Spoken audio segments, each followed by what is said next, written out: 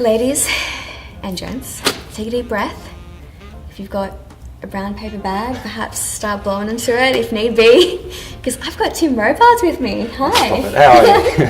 I'm good, thank you for coming on our little show. Yeah, thanks, I might need that. I'm nervous now. No, don't. So, for people who don't know you, so you are a trained chiropractor. Chiropractor, yep. And So I started my first years of university. Well, before that I was a personal trainer.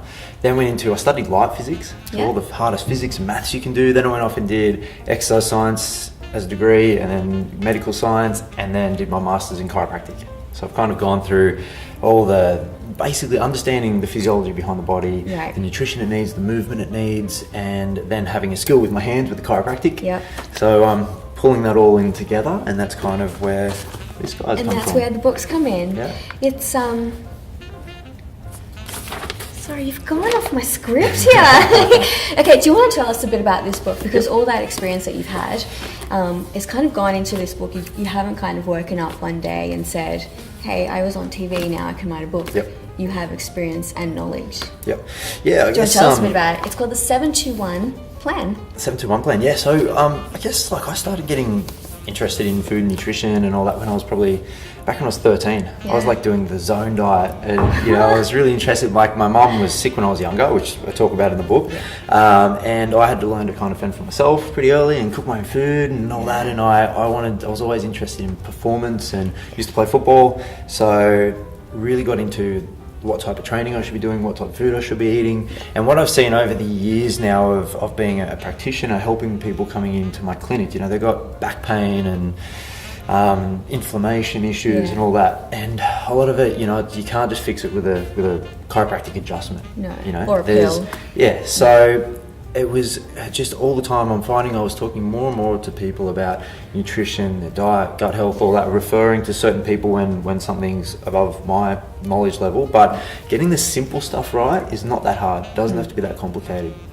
And a lot of times, something that will help someone in their back pain is just reducing their weight back to a healthy weight, getting their system, decreasing the inflammation from, a lot of us have become so out of balance. I was like, how do I help? That's one thing I think I've been good with throughout my life, is maybe because I'm a Libran, I can keep a good balance.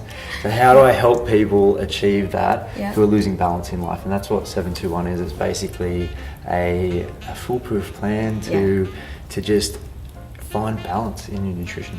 Do you want to explain what the numbers are? 721. So 721, it's kind of a bit like E equals MC squared. Yep. Really? It's kind of, I reckon it's better than E equals MC squared. No. Doesn't explain the speed of light, but what it is I kind of look back and I look, how do I, because I still enjoy things. I'm not the kind of, diets don't usually work because they're too restrictive. You can't sustain them. So I found, what do I do to sustain my health? And basically it's sticking to this ratio. So I try and encourage people to eat 70% super clean, which I call just real food. So basically stuff as it comes in nature, without minimal processing, ideally not out of a packet or a jar, just real food that you then use your hands and whatever you got in the kitchen to cook. Something. 20% is sensible.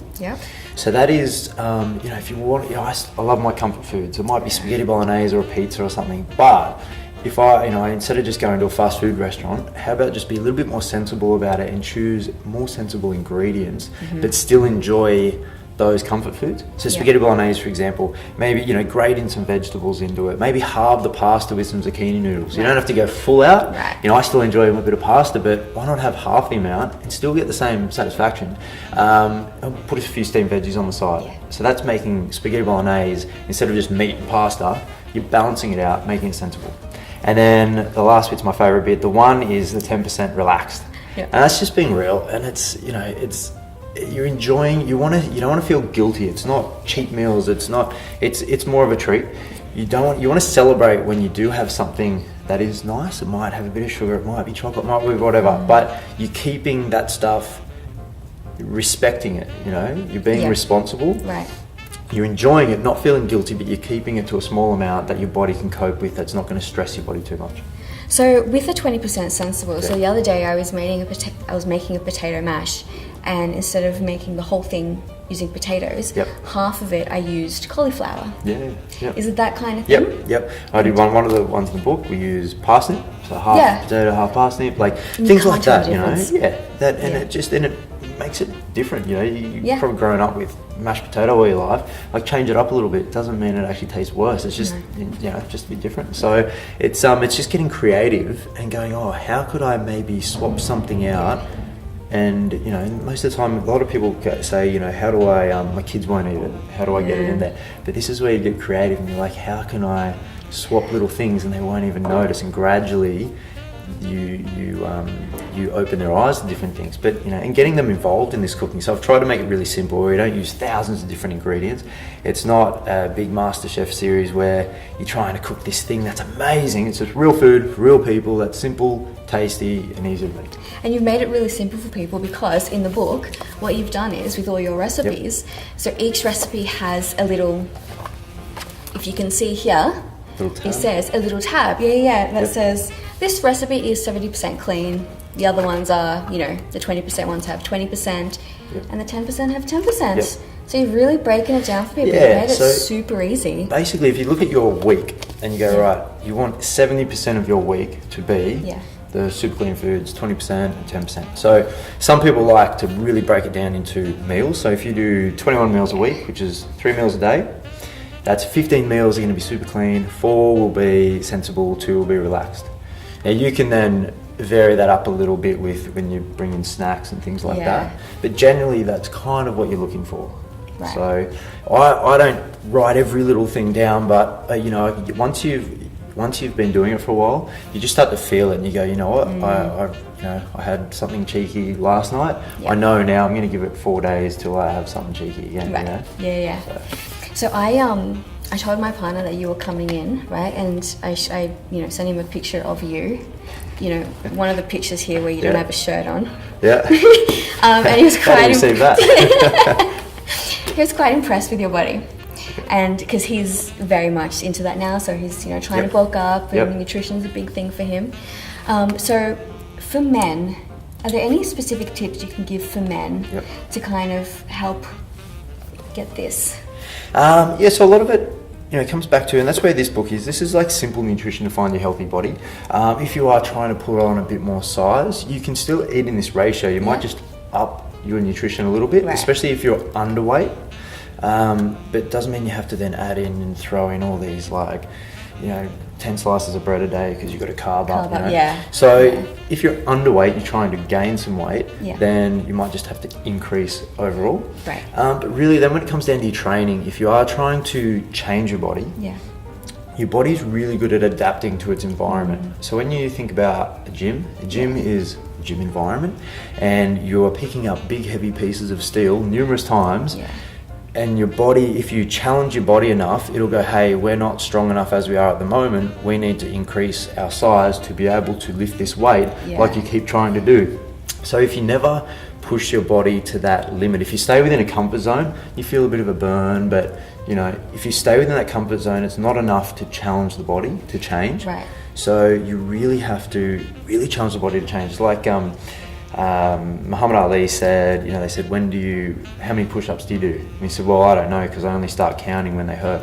So, you know, it's that mentality of you have to push yourself to that. That's why in my program I use 11 reps instead of, say, the usual 10. What that means is basically trying to push yourself to 110% if you want your body to change. And that's with anything in life. If you want to do well, you've got to be going that extra 10% to make it happen. But it's then balancing that out with, if you take it too far, things break or snap, or, you know. So you gotta be careful. So it's finding that balance. So being smart, keeping good balance, because if you're always rah, rah, rah, rah, sometimes what you might need is just better sleep to enable more muscle growth or whatever it is, you know, to enable your hormones to do the right thing. Doing more relaxing things like yoga. So it really depends on the individual, but I'd always try and just get that extra 10% in there. And you cover all this in your book. I mean, you cover everything from sleep, from, you know, just that relaxing. mindset stuff. Exactly. So this is a complete kind of lifestyle book. You've got exercises, you've got the recipes, you've got everything from just taking care of yourself It's a complete program. And what I wanted, so the exercises are, it's not just, here's a workout that's going to burn fat or anything, it's hard to get that from a book sometimes, but what I wanted to have is it's basically an assessment tool or a screening tool. So you go through and you go, how is my body actually functioning? Yeah. So I take you through and go, right, here's your little assessments. Yep. Try these at home, do them on yourself. Can you do a squat bum to the ground? If you start to look like this with your back rounded, here's what you need to work on. So here's the stretches, the mobilization exercises and the stability exercises that you can do, more like Pilates and yoga and that sort of thing. Yeah. So it's really to make your body, like improve your posture, your function, and make you feel good. Yeah. That's what I want to try and get across in this book. It really comes down to how we feel in ourselves. One last thing. Yep. So I really love reading the dedications in books. Yep. Some make no sense, some are hilarious. Yep. Yours is just sweet because you've dedicated it to your grandma, yep. Doreen. Yep. And you've called her the most inspirational lady that you've ever met. Yep. Do you want to tell us a bit about Grandma Doreen? Yeah, so, I grew up with my grandma, who was quite a young grandma when I was born. She was probably about 40. Yeah. 40. She was, she would have been about 40. And I used to get massages. She was a massage therapist. She basically, from when I knew her, she'd had a big life change, and she used to smoke for 20 years and worked like 40-something different jobs in her life. Like, she was a battler, and then she just changed her whole life just around about the time I was born. And she took up Chinese massage, she did Qigong, she did Tai Chi, all this. So I grew up with her talking about Qi and working from your dun tin, and she'd take me to the beach to watch the sun burst out of the ocean, and when I was sick she'd go, breathe in the jacaranda colour, breathe in the so I grew up with this very spiritual grandma who I used to get weekly massage from when I was like 5. So I go in and grew up with that healing kind of touch, and that's where I learned so much of, I guess, I work now as a chiropractor, as a healer in a way, and I learned so much of that from my grandma. And I would call her Doreen. I don't think she wanted to ever be called grandma. It made me feel old. Sorry, Grandma Doreen. But Doreen, yeah. So she was just a huge inspiration and part of me in my life. She's no longer with us, but I still feel like I never actually really got super down when she left, because I just felt she was so much a part of me. And as I'm writing this, I'm like feeling like I'm writing it through her eyes in many ways. So there was, she was the person I had to dedicate the book to, because really half of this book is hers. Yeah, all my grandma ever really taught me was how to eat deep fried Greek food. I'm sure that'll come in handy. Yeah, one day. Thank you so much for chatting with us today. Yeah, thank you. If you're interested in this book, which you probably should be, head on over to booktopia.com.au. Thank you so much. Beautiful.